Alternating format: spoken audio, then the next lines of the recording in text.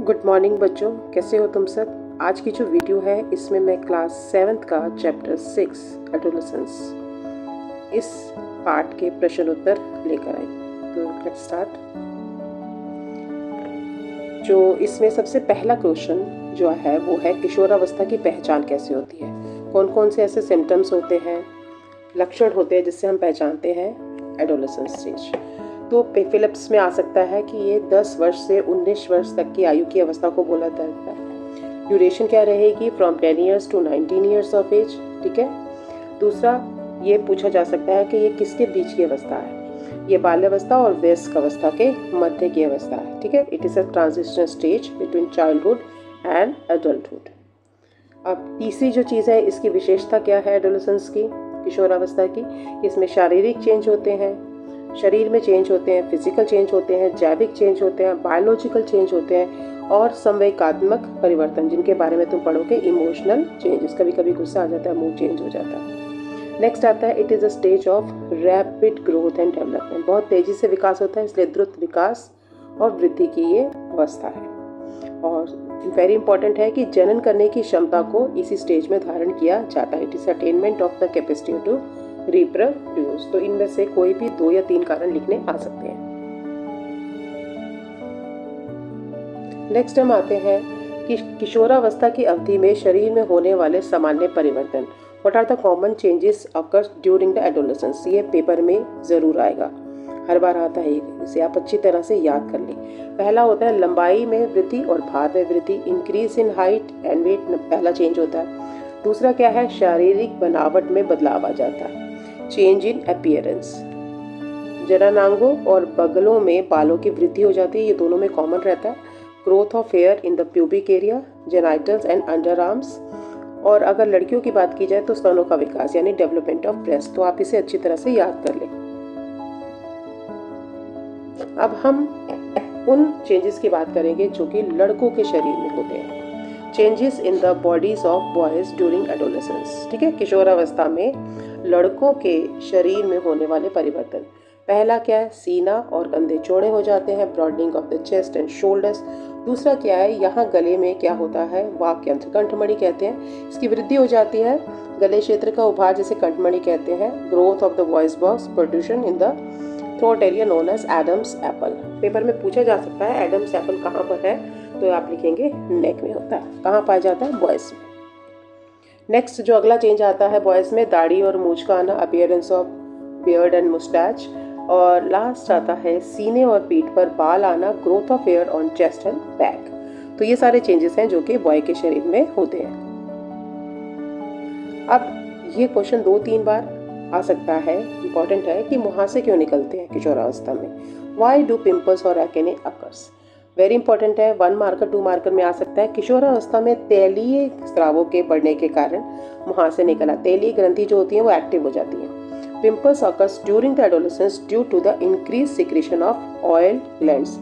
अगर आप इसको शॉर्ट में लिखना चाहें तो तैलीय ग्रंथों की जो स्राविता होती है वो बढ़ जाती है, जिसकी वजह से मुहासे निकल आते हैं।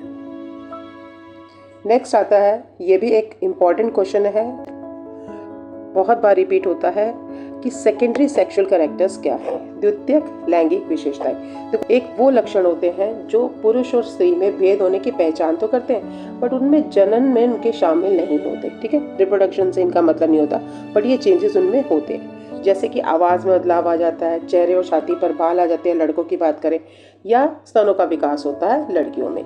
Feature that help in distinguish between a male and female but they are not actually participate और इन्वॉल्व इन द रिप्रोडक्शन। ठीक है। Change in voice, appearance of hair on face on chest in boys and development of breast in girls. ये आप दोनों याद कर लें, कौन कौन से चेंजेस होते हैं और कौन से सेकेंडरी सेक्सुअल कैरेक्टर्स हैं, ये दोनों ही इंपॉर्टेंट है। अब 1 मार्कर के लिए आ सकता है, व्हाट इज मेंस्ट्रुएशन साइकिल। आतर्व चक्र क्या होता है, जिसे हम ऋतु चक्र कहते हैं। ये आवर्ती का मतलब होता है बार बार रिपीट होने वाली, जिसमें महिला के शरीर से आमतौर पर 28 से 30 दिनों के बाद रक्तस्राव होता है और ये 45 से 55 वर्ष की आयु के बाद समाप्त होता है। ये ट्रू फॉल्स में या एमसीक्यूज में पूछा जा सकता है कि 55 ईयर्स के बाद ये बंद हो जाता है। मेंस्ट्रुएशन इज अ रिकरिंग का मतलब बार बार आने वाला ठीक है. Event in which bleeding occurs from the female body at interval of after every 28 to 30 days. It generally stop between the age of 45 to 55. अब इस पर आपके 2 क्वेश्चंस बन सकते हैं कि किशोरावस्था में किशोर स्वस्थ कैसे रह सकते हैं, हेल्दी हैबिट्स कौन सी फॉलो करनी चाहिए किशोरों को, या how can adolescence stay healthy. तो सबसे पहला खाना है कि संतुलित और स्वस्थ आहार लें. स्वस्थ आहार पेपर में ये भी पूछा जा सकता है कि संतुलित आहार लेना क्यों ज़रूरी है. क्यों? क्योंकि किशोरावस्था तीव्र वृद्धि और विकास की अवस्था है और इसमें शरीर के समुचित विकास के लिए सभी पोषक तत्व चाहिए, जैसे कार्बोहाइड्रेट, प्रोटीन, वसा, विटामिन और खनिज. ठीक है, तो ये 2 क्वेश्चन आपके इसमें से बन गए. This is the high requirement of carbohydrate, protein, fats and vitamin minerals as adolescence is the stage of rapid growth and development. ये फिलिप्स में भी आ सकता है. Adolescence is the stage of dash and dash, तो आप लिखेंगे rapid growth और development. इस पर भी क्वेश्चन बन सकता है कि किशोरावस्था में स्वच्छता अपनाने से और शारीरिक गतिविधियां करने से क्या फायदा होता है. ठीक है, व्यक्तिगत स्वच्छता अपनाएं और शारीरिक गतिविधियां करें, क्योंकि इससे क्या बढ़ता है, आंतरिक बल बढ़ता है. ठीक है, ये क्या करता है, और मनोदिशा सुदृढ़ होती है. Maintain personal hygiene and engage in physical activity से क्या होता है, this increase the core strength, हमारी अंदर की शक्ति बढ़ती है. इनहांसेस द मूड, जो मूड स्विंग्स होते हैं, जो इमोशनल चेंजेस होते हैं हमारे में, तो उससे बहुत प्रभाव पड़ता है. अब नेक्स्ट इसमें आता है कि कौन कौन सी चीज़ें हमें प्रभावित करती है. देखो, क्योंकि किशोरावस्था है, वृद्धि की अवस्था है, तो कैल्शियम चाहिए किसके लिए, बोन ग्रोथ यानी अस्थियों के लिए. रक्त बनने के लिए हमें आयरन चाहिए होता है. आयरन की कमी से होने वाला रोग है एनीमिया, और या विटामिन B12. ठीक है, ये आपने याद रख लेना है. ये नई चीज़ है कि ब्लड फॉर्मेशन के लिए कौन से विटामिन की ज़रूरत होती है, विटामिन B12. अब वेरी इंपॉर्टेंट क्वेश्चन है जो अक्सर पूछा जा सकता है और इसके आने के 100% चांस है. What is cyber bullying. Cyber bullying क्या होता है, साइबर उत्पीड़न क्या होता है. इसमें डिजिटल प्लेटफॉर्म के माध्यम से या तो हम भ्रामक संदेश भेजते हैं, झूठी अफवाहें फैलाते हैं, या किसी की अनुमति के बिना किसी व्यक्ति की व्यक्तिगत जानकारी को साझा करते हैं. उसका नंबर दे देते हैं, उसका आधार कार्ड दे देते हैं, उसकी फोटो दे देते हैं. That is cyber bullying. अब उसी को हम इंग्लिश में लेंगे. harassing someone using digital platform by sending misleading messages, spreading false rumors and sharing a personal private information without their permission. This is cyberbullying. इसे आप जरूर याद कर लें, पेपर में आएगा ही आएगा. एक और इम्पॉर्टेंट चीज़ है जो इस चैप्टर से आ सकती है कि सब्सटेंस अब्यूज़ का इम्पैक्ट क्या होता है, प्रभाव क्या होता है, इंटॉक्सिकेंट्स का क्या प्रभाव होता है, मादक चीज़ों को लेने का क्या होता है. अब मादक चीज़ों में क्या क्या आता है ये पूछा जा सकता है. तंबाकू आता है, अल्कोहल आता है और ड्रग्स आता है. ये जितने भी पदार्थ होते हैं ये हमारे शरीर पर और मस्तिष्क पर प्रतिकूल प्रभाव डालते हैं. अब इससे नुकसान क्या है, स्मरण शक्ति का ह्रास होता है, फेफड़ों को फ़ायदा नहीं होता, नुकसान हो जाता है, सांस लेने में कठिनाई भी पैदा होती है. तो इनसे दूरी बना लेने में समझदारी है. और ये नंबर आ सकता है नशा मुक्ति सहायता सेवा 14446. ठीक है, 14446 ऐसे याद कर लेना. Intoxicants like tobacco, alcohol, drugs adversely affect the body and the brain, and this can lead to the memory loss, lungs damage, and difficulty in breathing.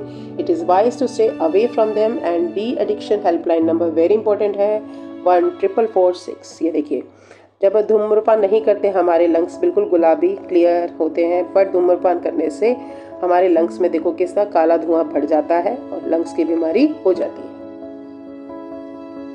अब नेक्स्ट जो इस चैप्टर में इम्पॉर्टेंट है वो है हार्मोन्स. हार्मोन्स क्या होते हैं, ये केमिकल होते हैं जो कि बॉडी सेक्रीट करती है और एडोलेसेंस स्टेज में, जिससे फिजिकल चेंजेस होते हैं और ये डिफरेंट ऑर्गन्स के द्वारा यानी ग्लैंड्स के द्वारा प्रोड्यूस किए जाते हैं. किशोरावस्था के समय शरीर से स्रावित होने वाले रसायन होते हैं जो कि शारीरिक परिवर्तनों को नियंत्रित करते हैं. इसे आप 1 मार्कर या 2 मार्कर डेफिनेशन में याद कर लें. और ये शरीर के अलग अलग अंगों से उत्पादित होते हैं जिन्हें हम ग्रंथियां या ग्लैंड्स कहते हैं. अभी तक हमने एनिमल्स की बात करी, इंसान की बात किया. पौधों में भी विकास में परिवर्तन होते हैं. क्या, बीजांकुरण होता है, सीड जर्मिनेशन होता है, नवोद्भिद पैदा होता है, सीडलिंग. जब सीड उग जाता है, बीज जो उग जाता है तो फिर उसकी ऐसे पूंछ सी निकल आती है ना, जैसे सीडलिंग. फिर उसे तरुण पादप बनता है, इधर से शूट बनती है, इधर से रूट ग्रो करती है, फिर पत्तियां आती हैं, ऊंचाई में वृद्धि होती है, पत्तियां, फूल, फल आते हैं और फलों के अंदर ही फिर से नए बीज का विकास होता है. तो यहाँ अब सीड जर्मिनेशन है, सीडलिंग है, young plants, increase in height, appearance of leaves, flowers आते हैं, फ्रूट्स आते हैं, फ्रूट के अंदर फिर से नया सीड बनने की क्षमता आ जाती है।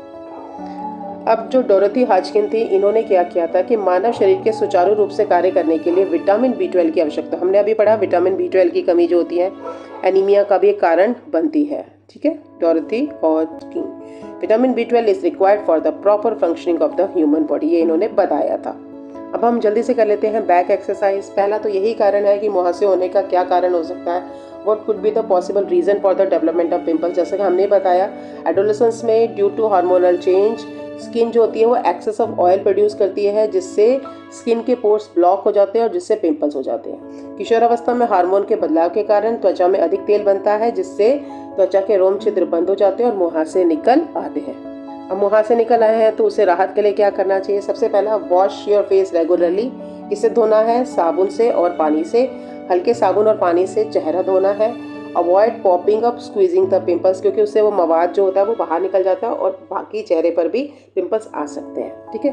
तो मुहासे को दबाने या फोड़ने से बचें। टेक हेल्दी फूड और प्लेंटी ऑफ वाटर, पौष्टिक खाना खाएं और खूब पानी पिए।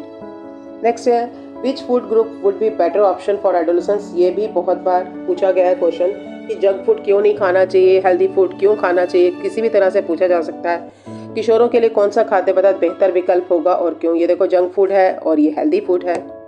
अब इसमें क्या है, सबसे पहले लिखेंगे संतुलित आहार बेहतर होता है। क्यों? क्योंकि ये तीव्र किशोरावस्था, एक लाइन याद कर लो कि किशोरावस्था तीव्र वृद्धि और विकास की अवस्था है। तो शरीर के विकास के लिए हमें उचित पोषक तत्वों का भोजन में शामिल होना जरूरी है, जैसे कि प्रोटीन है, विटामिन है, आयरन है, कैल्शियम है। कैल्शियम से हड्डियां बनती हैं, आयरन से रक्त बनता है, विटामिन रोगों से लड़ने में मदद करता है और प्रोटीन से बॉडी बनती है और ये हमें ऊर्जा देता है। जबकि जंक फूड में ये सभी पोषक तत्वों की कमी होती है और उसमें सबसे ज़्यादा अधिक क्या होती है, वसा और चीनी, जो कि शरीर के लिए हानिकारक है। बस इतना याद कर लेना। The balance meal is better as it provide essential nutrient. कौन कौन से न्यूट्रिएंट है, प्रोटीन है, विटामिन है, आयरन है, कैल्शियम है, energy for growth, unlike junk food which lack vitamins and which has plenty of oil and sugar which is not good for health. Next है, ये आपकी बुक की एक्सरसाइज है, अनस्क्रैम्बल करने अंडरलाइन वर्ड्स को। The discharge of blood in the adolescence girl which generally occurs every 28 to 30 days, ये क्या है, मेंस्ट्रुएशन है, ठीक है, इसको हमने ठीक किया है। द हॉर्सनेस यानी कि आवाज में भारीपन in the voice of adolescence boy is due to the enlarge voice box, क्या ये voice box. Secondary sexual character are natural things, natural sign that our body is preparing for adulthood and may mark the onset of puberty. We should always say no to alcohol and drugs as they are addictive. आदत पड़ जाती है। हाँ जी, हिंदी में है कि किशोरावय लड़कियों में 28 से 30 दिनों के अंतराल पर होने वाला नस्ता क्या है, ये है मासिक धर्म, ठीक है। किशोरावय लड़कों की आवाज में रुक्षता बढ़े हुए क्या है, वाक यंत्र। द्वितीयक लैंगिक लक्षण वे प्रकृति संकेत हैं जो इंगित करते हैं कि शरीर व्यस्तता की तैयारी कर रहा है और ये यौवनारंभ, ठीक है। हमें एल्कोहल, ठीक है, और ये क्या है, ड्रग्स वो ना कहना चाहिए क्योंकि ये व्यसनकारी, आदत पड़ जाती। नेक्स्ट क्वेश्चन पे आते हैं, क्या किशोरावस्था में सिर्फ शरीर के बदलाव होते हैं या और भी चेंजेस होते हैं, चर्चा करनी है। ये 1-2 नंबर के लिए आ सकता है। During adolescence, does adolescence bring only physical change? No, adolescence bring emotional change, mental change, social change also, such as mood swings, new thinking abilities and as a desire for independence. वो अपना काम independently करना चाहता है। नहीं, किशोरावस्था में भावनात्मक, मानसिक और सामाजिक बदलाव आते हैं, मूड का बदल जाता है, सोचने, विकास और समझने की नई क्षमता आती है और आज़ादी की इच्छा पैदा होती है। तो ये 2 नंबर के लिए आ सकता है, इसे आप याद कर लें। नेक्स्ट आता है, ये इंपॉर्टेंट है, ये भी 1 या 2 मार्कर के लिए आ सकता है कि मेंस्ट्रुएशन हाइजीन और सैनिटरी हैबिट्स क्या है। मासिक धर्म, स्वच्छता और साफ सफाई की आदतें कोई 2 या 3 लिखो। तो सबसे पहले क्लीन सैनिटरी पैड या क्लॉथ यूज़ करें, पैड को हर 4 से 6 घंटे में बदलें, रैप यूज पैड और dispose them in a cover dustbin, बहुत ज़रूरी है। तो जब भी डिस्पोज करना है कवर करके करना है, डस्टबिन में डालना है, उसको फ्लश नहीं करना, फ्लश रुक सकता है। Wash hands after changing pads and Beth daily.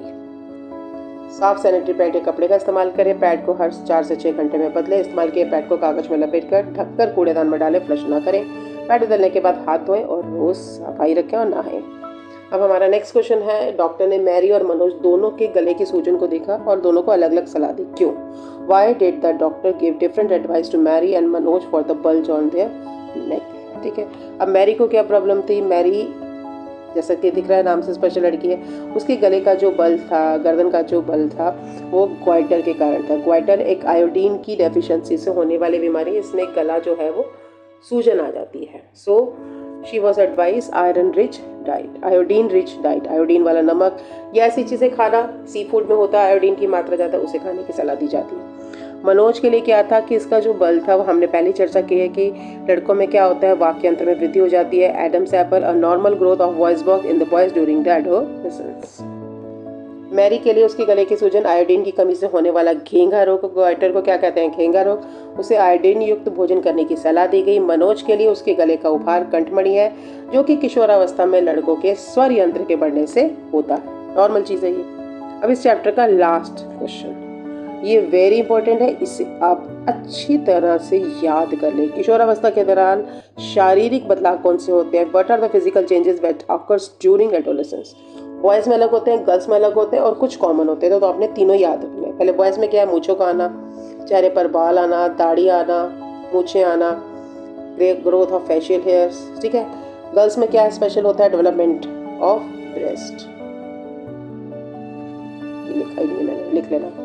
Next, अब दोनों में क्या होता है? आवाज़ में बदलाव आता है, चेंज इन वॉइस। लड़कियों की आवाज़ तीखी हो जाती है, लड़कों की भारी और गहरी। चेहरे पर मुहासे आना, पिंपल्स आते हैं फेस पे, लड़का लड़की दोनों में। और गुप्तांगों में बाल आते हैं, here in the pubic region. ठीक है। और बगलों में बाल आते हैं, here in the arm pets. तो इसके साथ हमारा ये वाला चैप्टर होता है फिनिश। मिलेंगे अगली वीडियो में। मेरे चैनल को लाइक और सब्सक्राइब करना मत भूलना।